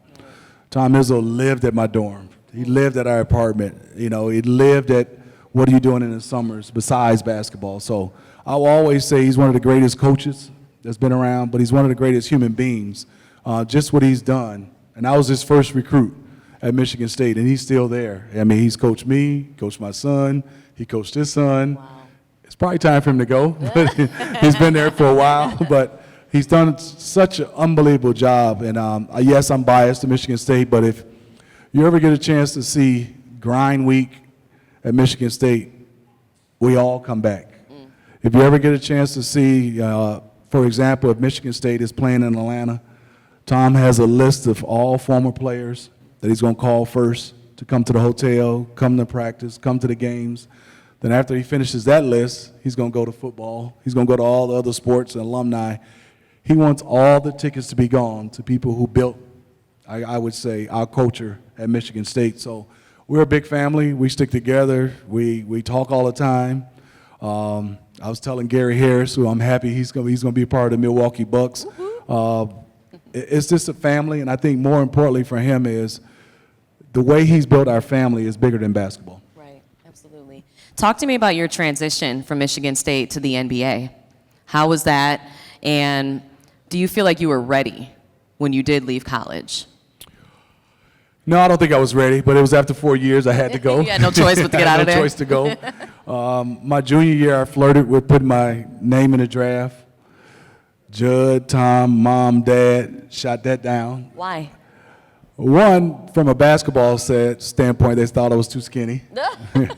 My dad was old school. He said, you signed up for 4 years, so you're doing 4 years. I said, well, Dad, you can go early and go back and get your degree. And he said, no. So I was trying to buck the system with my agent, but ultimately my dad and mom won, and it was the best decision I made. I think I was ready, but I became more prepared, doing 4 years. In those first few years in the NBA, was there anything that sticks out as like a, whoa, this is my welcome to the league moment? Yeah, time management. And I think I tell all athletes, someone's told you where to go, yes, what to eat, what to wear, yep, when to go to sleep, yep, since you've been playing since grade school. Yep. I got to the NBA, kid from Detroit, and I'm drafted by the University of Miami. We're practicing from 9 to 11, 9 to 12. Now I'm a 22-year-old in Miami from noon all the way to the next morning. Time management was a tough part for me to try to fulfill my time. And so obviously veterans on my team, which I was blessed, Glenn Rice being from state of Michigan, Grant Long, Willie Burton, they would bring me over. They were already married, so I spent a lot of time with those guys. But time management is probably the hardest thing for an NBA player because you have so much time. At 22, you can't go back up to the college. Right.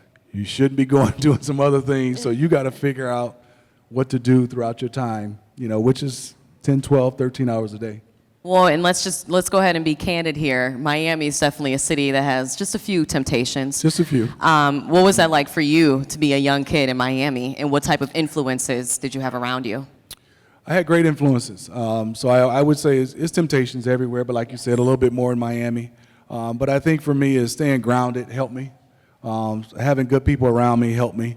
And obviously, the one good thing is I started to do other things outside of, basketball. I would love to talk to Brandon. I tried to play tennis. It did not work. I tried to play racquetball. I tried to play golf. But I think the one good thing is we were going fishing a lot. We were doing a lot of different things. And then I just fell in love with giving back to the youth. So the team didn't really like it, the Miami Heat. I would be at 6, 7 different high schools, working out, giving back. And then I look back now, some of the kids' high schools I was at, it was Udonis Haslam, Keon Dooling, the list goes on and on, Steve Blake. They were 6th, 7th, 8th graders. Wow. But I get a chance to see how they've had careers, and obviously careers after careers. So that's kind of how I spent my time in most of the cities. That's wonderful. Well, then that leads me into my questions about your philanthropy. Can you just speak to why that was so important to you and continues to be important to this day? My mom and dad, the way they were raised, I think the one big philanthropy, the thing I did, I think it get the most acknowledgement. When I was in college, we had study hall. It was every athlete in one auditorium. And you raise your hand for 3 tutors. I raised my hand, I remember as my freshman year, I asked a question, and then I said, wow, I needed to ask another question. And everybody said, don't raise your hand twice, people are gonna think you're dumb. No. I said, I wanna raise my hand twice, I got another question, but after about 2 questions, because there was only 2 or 3 tutors, they never got a chance to get around to everybody. And so I think a lot of us lacked in what we were trying to get, and so I said if I ever get a chance, I wanted to build an academic center because 99% of us is not going pro. Right. And so I got a chance back in 96, 97 to donate the largest gift to a university, or an academic center, and my mom names just for athletes, just for academics, no athletic. And so our graduation rate has gone up a lot of the athletes who didn't get a chance to go pro. That's amazing. Thank you for that.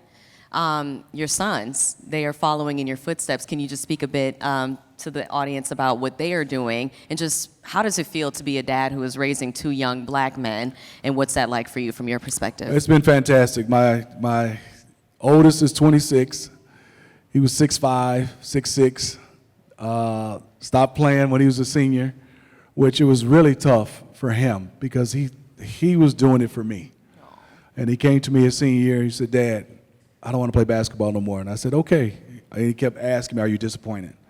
And I said, "No." And so it was hard because of his height. He thought he was supposed to follow in my footsteps. He has his own footsteps. He's doing graphic design. He's working with a family foundation in New York.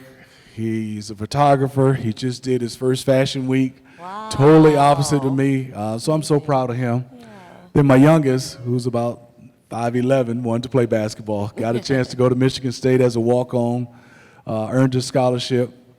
Didn't play a lot, but now he's working. He worked for the Phoenix Suns last year in the G League program, and now with the New Orleans Pelicans, he's the basketball operations manager. So I'm proud of both those guys. That's wonderful. Something that we had touched on earlier is one of the last topics that we did with our panel, self-care.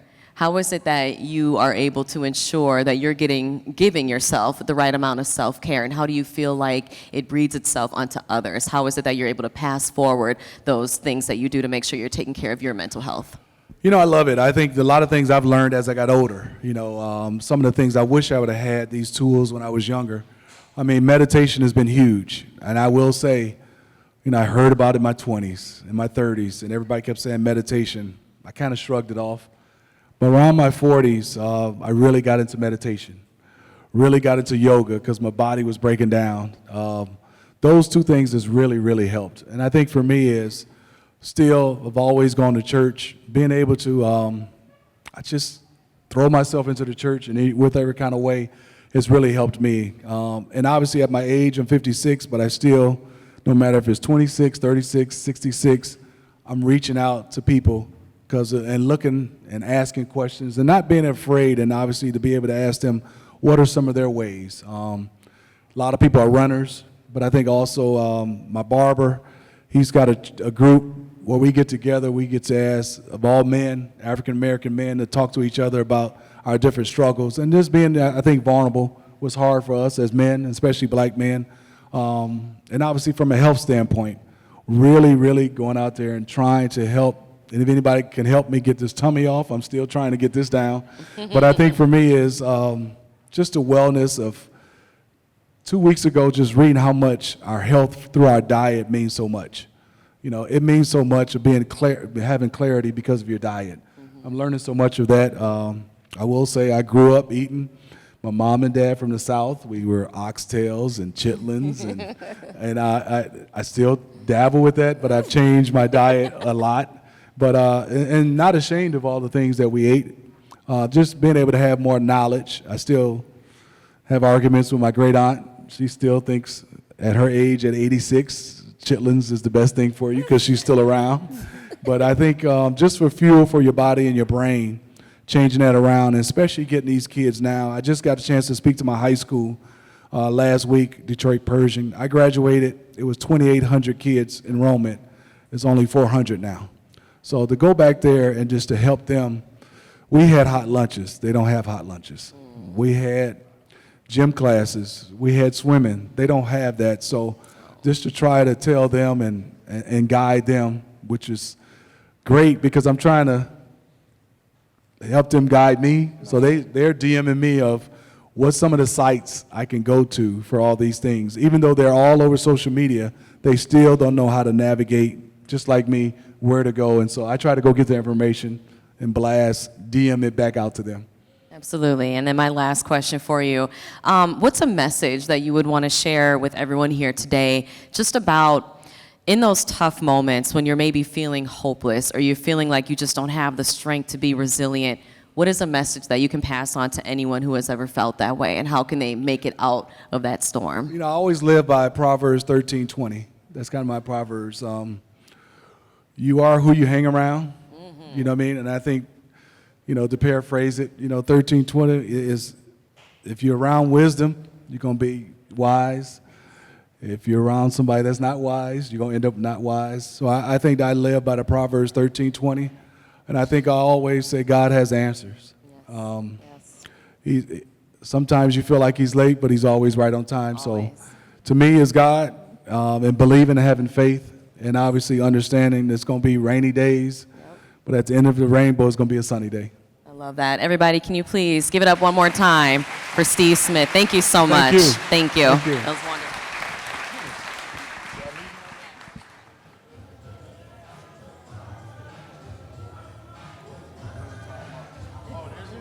Thank you so much. Thank you. Because he was a Michigan State alum. All right, let's give it up for Steve one more time. So Steve will be joining us at the luncheon a little bit, as well as going to some of the schools where we do programming. So we appreciate you, Steve. All right, before we bring up our last keynote, this year we're doing something a little different. We're going to do a Lifetime Achievement Award. The individual that we're going to give it to this year, I'll go through his accolades, kind of keep it short since we're running behind on time, but it's named the Tom Hervis Lifetime Achievement Award. So Tom Hervis is our main benefactor. He's the individual that helped STRYV get to where we are today, as well as Charles Mulcahy, who's in the back. Let's give him a round of applause, please.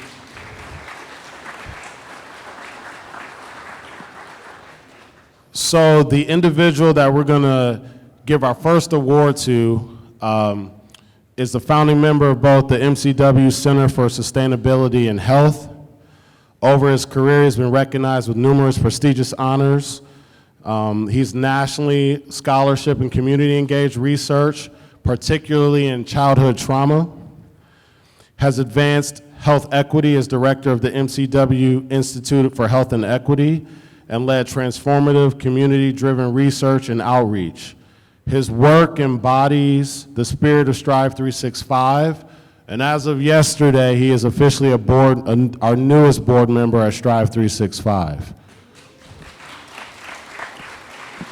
So our recipient of the Tom Hervis Lifetime Achievement Award is Dr. John Moyer.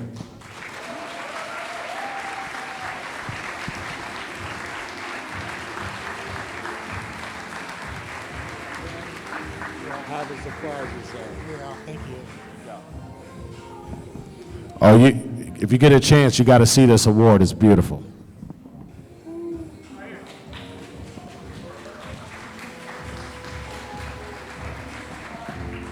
Thank you, Dr. Moyer. Okay, so our next keynote, we know him as Bobby Portis. I like to call him kind of the second mayor of the city. Should we start the chant? Y'all know what to do.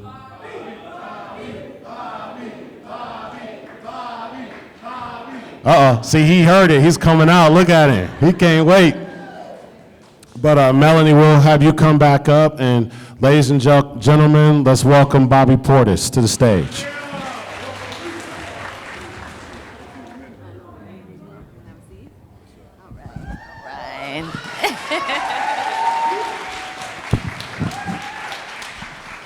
What's up, Smitty? All right, everybody. Well, Bobby needs no further introduction, but before we do get into our conversation, Bobby Portis, known for his intensity, resilience, and unwavering commitment to his team and community, was selected by the Chicago Bulls with the 22nd overall pick in the 2015 NBA Draft. After stints with the Bulls, Wizards, and Knicks, he joined the Bucks in 2020, and as you all know, became a pivotal figure in their 2021 NBA championship victory. Off the court, Bobby is deeply involved in community initiatives, particularly those supporting youth and education. His passion for giving back to the Milwaukee community is evident through various outreach programs and partnerships. Bobby's journey from a promising rookie to a seasoned NBA vet exemplifies perseverance, dedication, and the power of resilience. Let's hear from Bobby, everybody. So Bobby, let's start with the Underdog brand, if you will. You're wearing an Underdog polo. Can you talk to us about that brand and why does it embody who you are as a person? First and foremost, appreciate y'all for having me today, man. It's been great. It's always great to come out and just share my life, share my journey, share the message, inspire others. So first and foremost, I want to appreciate y'all for just coming through and listening. But the Underdog story, man, starts as a kid. Single mommed home. She had 4 kids, worked tirelessly to take care of all 4 of us. I remember growing up as a kid, not really knowing, what was next. We were just trying to win the day. I remember my mom always just say, win the day, win the day, win the day. Growing up as a kid, when you're 5, 6, 7 years old, you don't know what she's talking about for real. You know what I'm saying? Like, you're like, win the day? What are you talking about? Like, it's good, but suddenly you don't really know that it's not good. You feel me? But my mom did a great job of not kind of like, letting all the other things that's going around us affect me or affect my little brothers. At first, I was a single kid. I was a, only son for like 7 years. I was kind of a little spoiled, not even gonna lie. But my mom did a great job of just working hard, and she taught me how to work hard without even having to say a word. Right, watch my mom get up 3, 4 in the morning, grind, come back, take us to school, pick us up from school, take us to after school workouts, whatever it is. I come out from working out, she's sitting in the car, sleep. I knock on the door, knock on the window, mom, wake up, start the car up, go home, cook dinner, wash the clothes, help us with our homework. Didn't see her go to sleep, and then boom, she's out at 3 in the morning again. Like, wow, this is crazy. So the Underdog story starts with my mom, starts with our early journey, and that's what we always been. Growing up as a kid, lived in 18 houses growing up, got evicted 17 times, just moved around, never had my own room that was mine, right? Learned how to share, learned how to care, learned how to love my family, learned how to pull one another together. So our Underdog story starts as a young kid, and I just carry it with me to this day because it's something that's embodies who I am, embodies my family, embodies my mom, represents everything that I stand for. As a kid, like you said, you didn't fully understand. Oh, yes, please. I have a feeling that's going to happen after everything you say. Your story really is remarkable, Bobby. And like you said, you didn't fully understand what it meant to win the day. Once you did start to understand what that meant, how did that change your perspective and your outlook on what it was that your mom was doing for you and your siblings day in and day out? Like, I remember this one day, my school was called Rockefeller, and I lived in the east side of Little Rock in the hood, like right off the freeway, and most of the time I used to like walk to school. And when I walked to school, I see all my friends, we would be chilling. They, you see your homeboy, he pick up, walk with you, walk to school. On this one particular day, I remember like walking home from school, and it just felt weird, right? Sometimes you have like this sense of like something just feeling weird. When I got home, I seen all these people in these Penske trucks moving all our stuff out the crib. I'm like, oh, they stealing. So I remember I had this Cricket. I don't know if y'all remember Cricket, right? Cricket. I had a Cricket phone, unlimited minutes though, by the way, you know what I'm saying? Unlimited minutes. Had a Cricket phone my mom had got me so she could communicate with me. But I couldn't really text or nothing because I ain't know how to text. I could always call my mom, knew my mama's phone number by heart. So anything go down, calling my mama instantly, like calling her. So I remember going to the crib and pulling up, and it's these 2 Penske trucks. They moving all our stuff out the crib. But at the time, I'm not knowing that we ain't got nothing for real.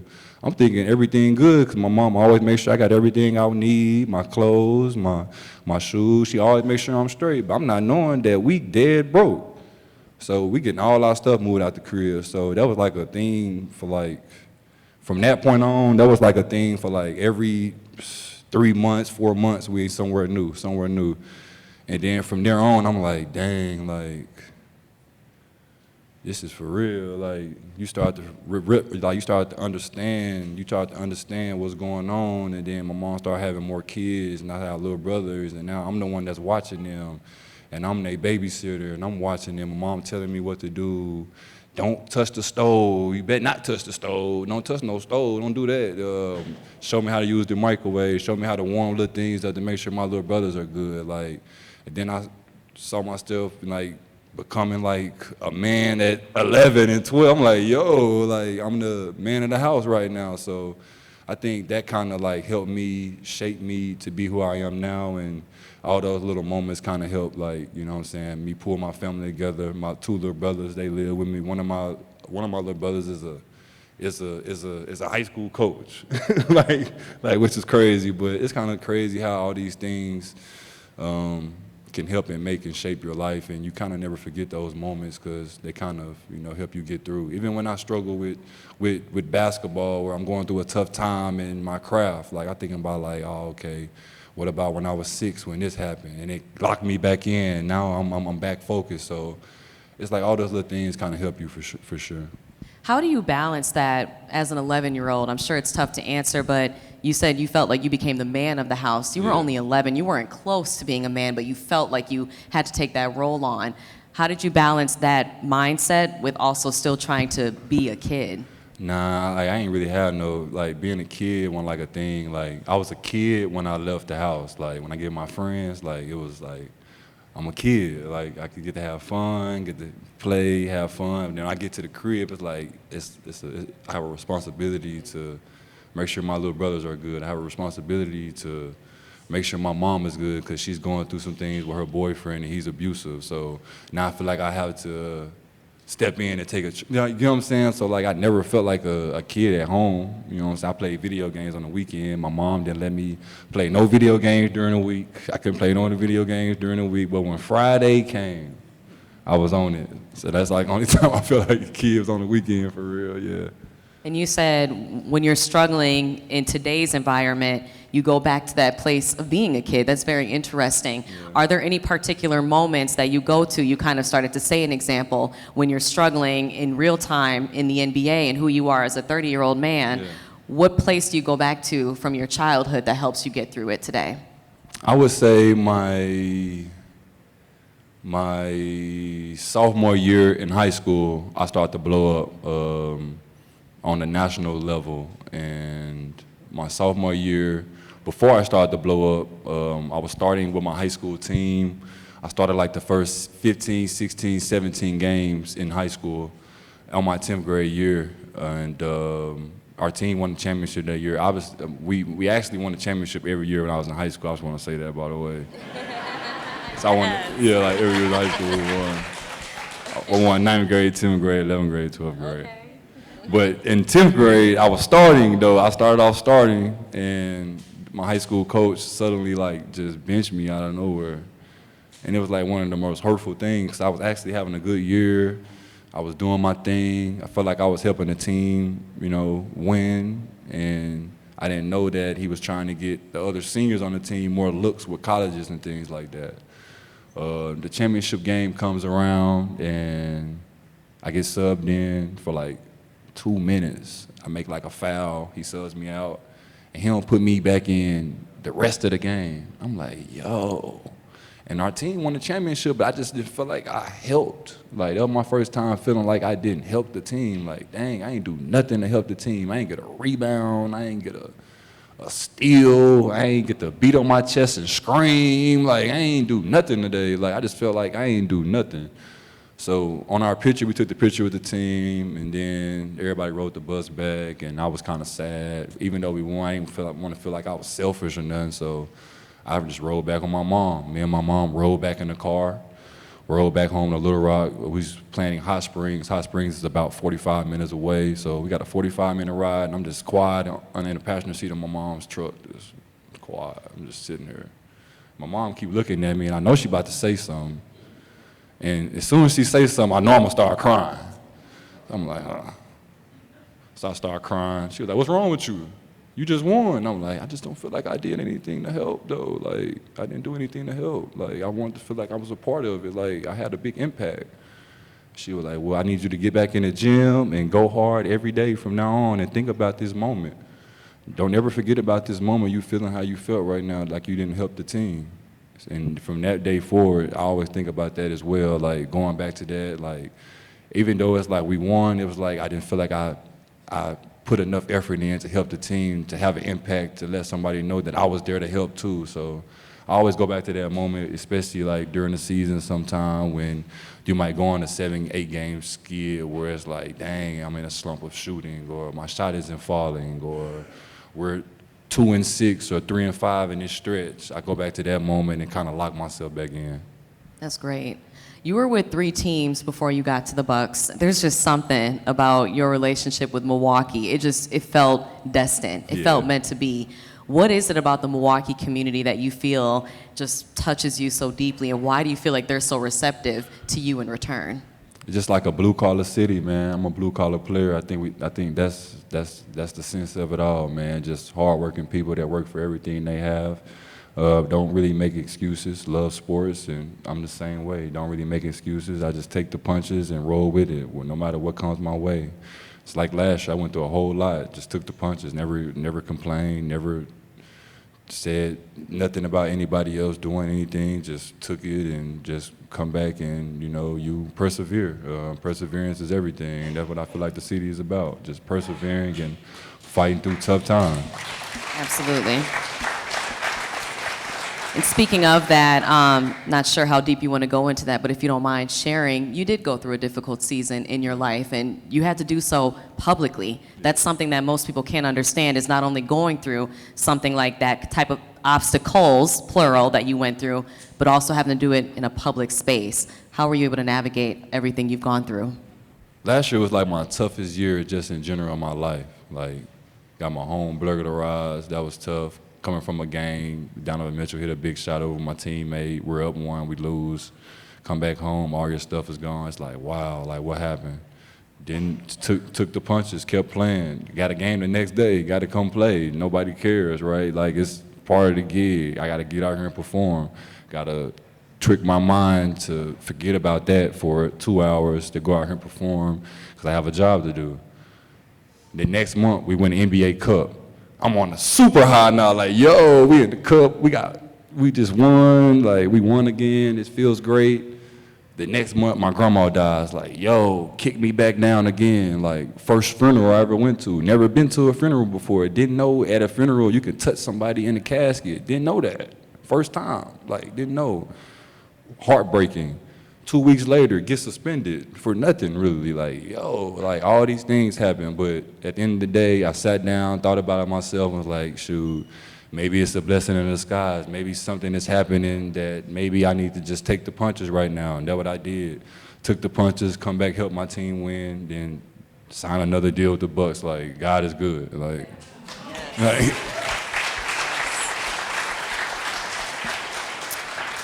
What helped you get through that?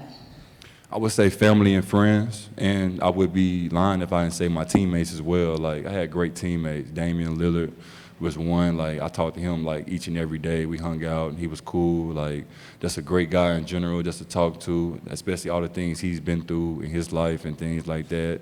I kind of super relate to him just in general, being a American basketball player that's come from similar demographics. So it was great to just, connect with him on just a mental level. Sometimes you have teammates that's only teammates for basketball, right? But one thing that's been different for me here in Milwaukee is that my teammates are just not basketball teammates. They are like family members, right? I got different guys that do different things in life than basketball. Pat Connaughton, great guy in real estate where I can lean on to become a better real estate mogul, Chris Middleton was a guy that's big on, equity and building equity and things like that. Drew Holiday, a guy that gives back in the community. So Brooke Lopez, a guy that does some of everything, like, let's be for real. So I had great teammates along the years that kind of made me grow up as a man as well. And I'm grateful for those guys too, because especially without your teammates, it's hard out here. Sometimes you're with your team more than your regular family. Like, you think about it on a daily basis. I get to the gym at 8:30. I don't leave till 3:30. That's still 7 hours that I was with these guys and spent with them. And then after the gym, we might get on a plane, and then I might hang out with them on the road. So sometimes throughout a 8-9 month season, if you're fortunate to play 9 months, then you're with your team more than your family members, and your family and your friends and your teammates suddenly become family. So I definitely got to shout out my friends and family and my teammates from last season as well. They definitely kept me sane and kept my mental space at a high. Absolutely. Well, I'll end our conversation with a similar question that I asked Steve. We were talking about self-care, making sure that your mental health is in check in order for you to be able to pay it forward, if you will. I know that you have the Bobby Portis Foundation. Yeah. What is the mission of that foundation as a whole, and how is it that you take care of yourself so that you're able to give back to the community? Yeah, so my foundation is basically in support of single moms, having a single mom growing up, it's kind of crazy, like my rookie year, I didn't know anything about foundations and things like that. I was blessed and fortunate enough to get drafted to a veteran team. I was talking to my GM, John and Dave and Ron yesterday about my rookie year team I had, and I'm so grateful for those guys. My starting five was Derrick Rose, Jimmy Butler, Mike Dunleavy, Pau Gasol, and Joakim Noah. Like, that's a hell of a starting five to learn from. My second unit was Kurt Heinrich, Aaron Brooks, Doug McDermott, Tyus Gibson. Like, I had great vets that kind of helped and shaped and groomed me. Throughout my rookie year, Joakim Noah became like my big brother. I hung out with him almost every day. He had me doing some crazy things as a rookie. I don't want to say, like, he had me doing some crazy, had me doing some crazy things. Like, yo, bro, I got to do this today. Yeah, Rook, you got to do it. All right, cool. But like hanging out with him, I learned so much. He had a Noah's Ark Foundation that he supported, young black and Latino, figures in the Chicago South Side and West Side areas of Chicago. He did like these basketball camps. He did like these things, speaking seminars and all these to help mental awareness and all these things. And as a 20-year-old, I was like, wow, that is so cool. Like, maybe one day I can start my foundation. And then figuring out that there's different ways and different missions that you can go about it. And knowing that I have a single mom and knowing that there's way more people out there in the world that has single moms that maybe I can't change their life completely, but maybe just giving them a helping hand along the way can go a long way. So I started my Single Mom Foundation and basically in inspiration of my mom. And throughout the years, it's been growing and growing and getting better, but that's basically why I started, because I had a single mom and I wanted to impact other people with single moms. And to answer your second part, taking care of yourself is very important, because who's gonna love you like you? Like, you're literally the only person that sees you in the mirror. like, you know what I'm saying? Like, so definitely gotta take care of yourself more than anything. When you brush your teeth at night for the last time or in the morning, I'm looking at Bobby Portis. What can Bobby Portis do better to be better than he was yesterday? That's what first thing I think about. So definitely gotta love yourself, because who's gonna love Bobby like Bobby? And we love you, Bobby, Yeah. okay? Let's hear it, everybody, one more time for Bobby Portis.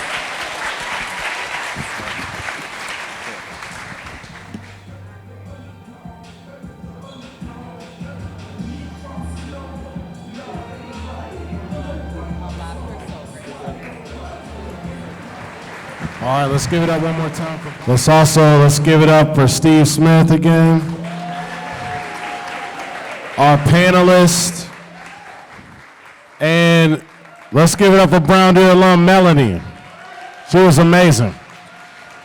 So before you leave, I'll do a quick closeout, but before you leave, make sure you look underneath your seat.